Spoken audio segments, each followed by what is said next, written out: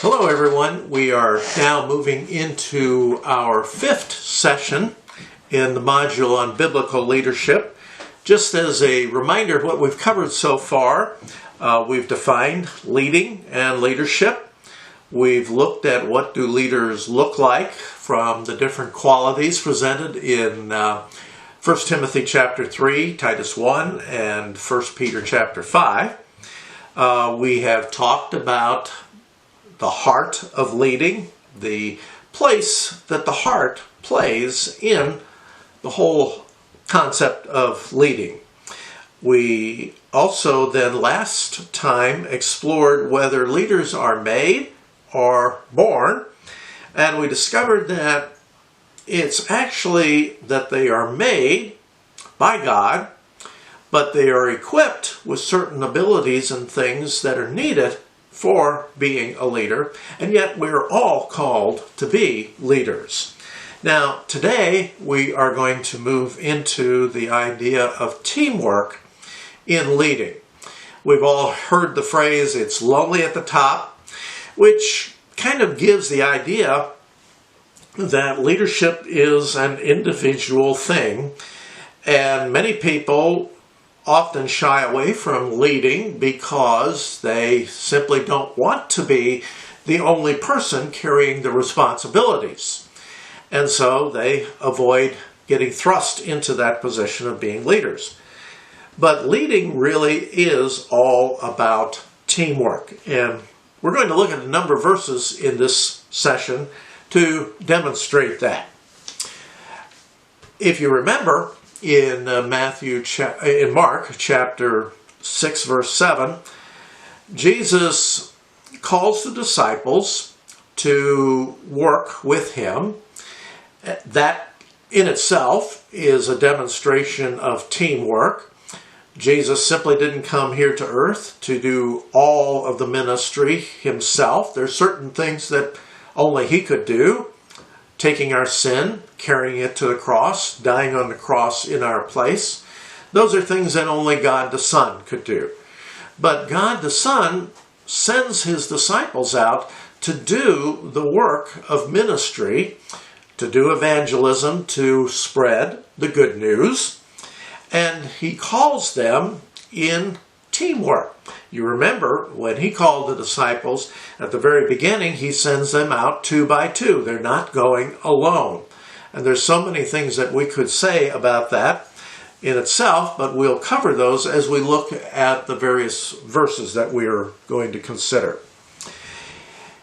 If you were to take a map of the ancient Roman Empire and start looking at the various cities and thinking about those places that are named in the Bible, in the New Testament, if you would circle all of those would be locations of churches, locations where ministry was taking place. And I would encourage you to do that.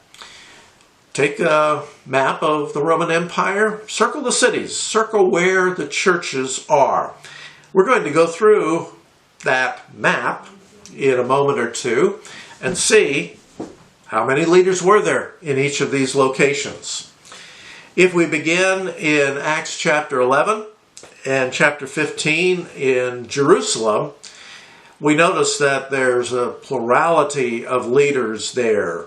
When Paul and Barnabas came back to report what God had been doing through them, they met with the elders and the leaders in Jerusalem, and out of that council came the decision to not impose upon the Gentile believers any more rules and regulations other than the normal things of living in such a way that they weren't putting off Jews in the community by their activities.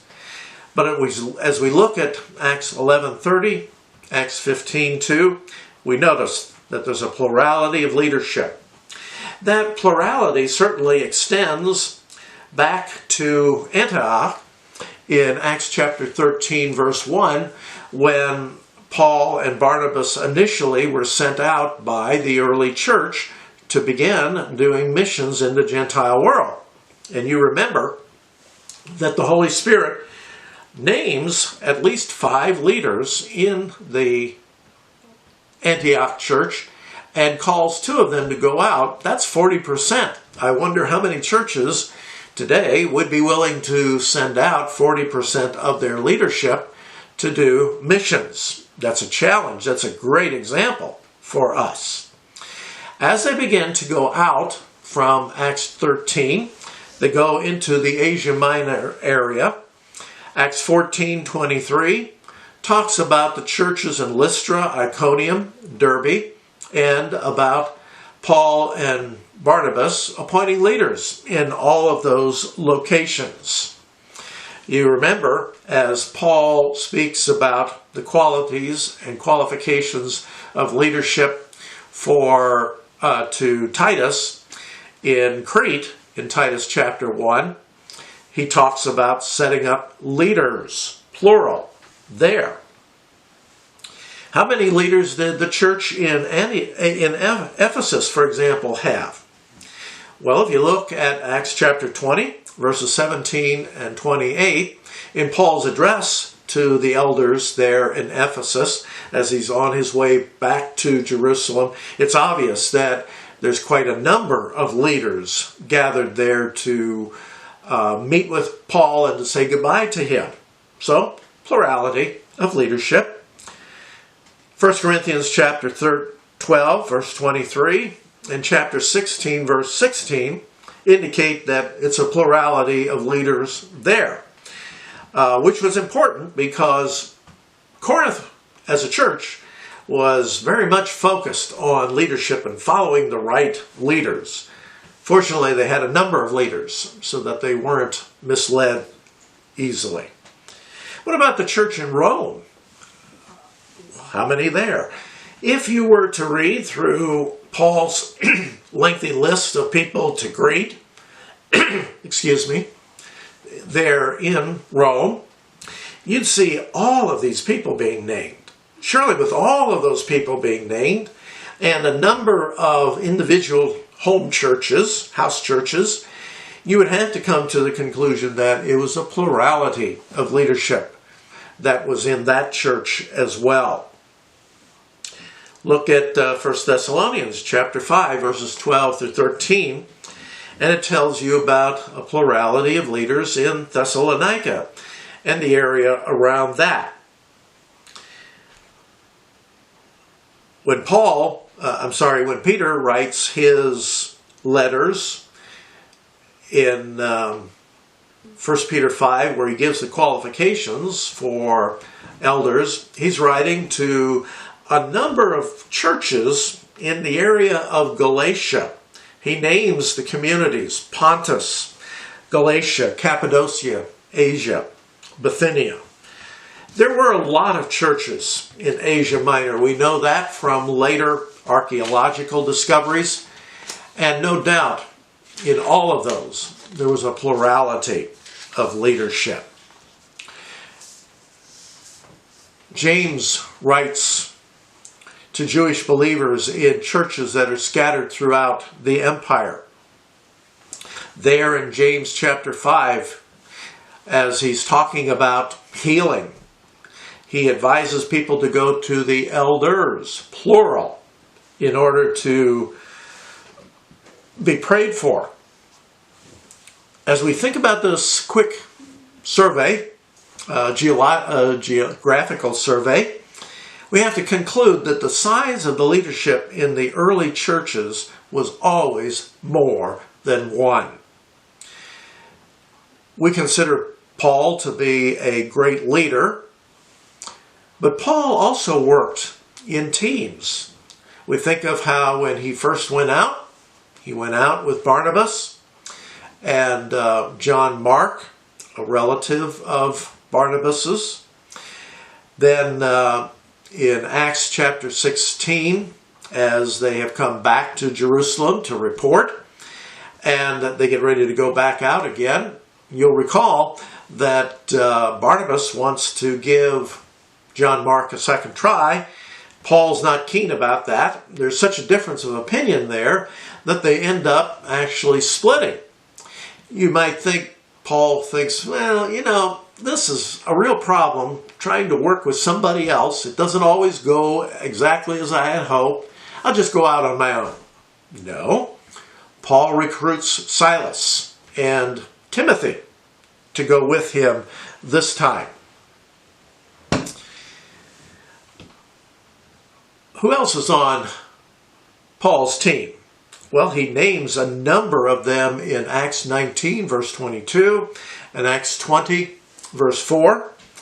He names Timothy, Erastus, Sopater, Aristarchus, Secundus, Gaius, Tychicus, Trophimus. We know that Luke also was a companion and a part of the team at some point.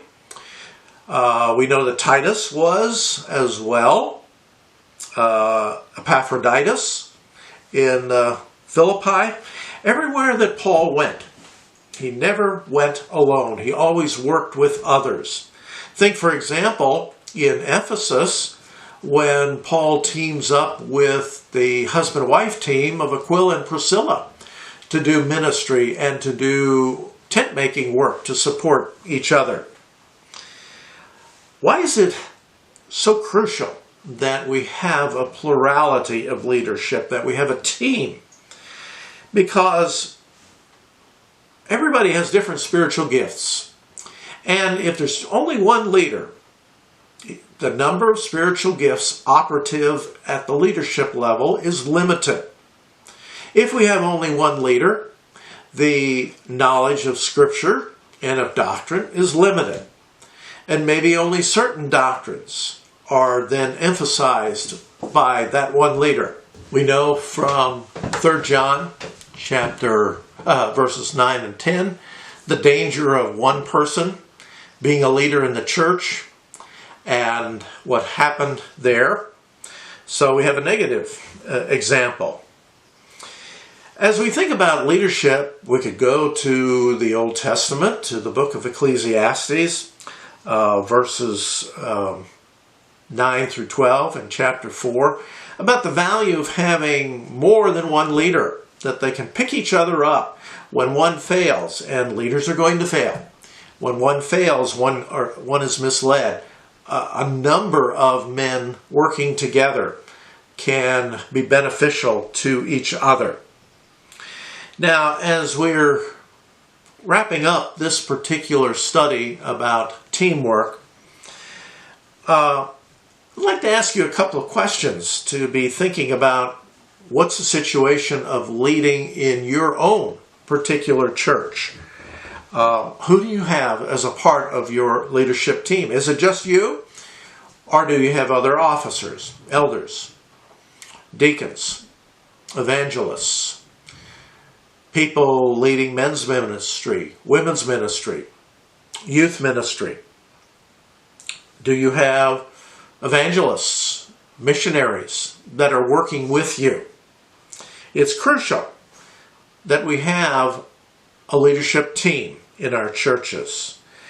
Now, what are some of the challenges of working with a team? Anytime you have more than one, you're always going to have differences of ideas, differences of opinions, different abilities and interests. And working those all together, blending those together, takes extra time. Arriving at a decision takes extra time if you're having to consider several people instead of simply one. If one just wants to do something, he simply goes out and does it. But if you're working in a team, you really have to check with each other. And it does take time and it does take effort to do that. Here's a after-class assignment for all of us to consider. Describe the team of leaders that you have. Who are your leaders? What's your relationship with them? What did they bring to the team? Are there areas where you need some additional leaders to be added to the team? Maybe particular spiritual gifts that would be of help.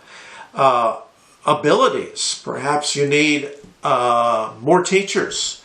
Maybe more shepherds, pastors.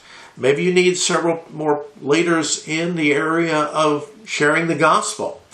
What are your leadership needs, and how are you going to find those leaders? How are you going to train them? That's part of what we're doing in this module, is how do we train? How do we increase the leadership that's working in our teams?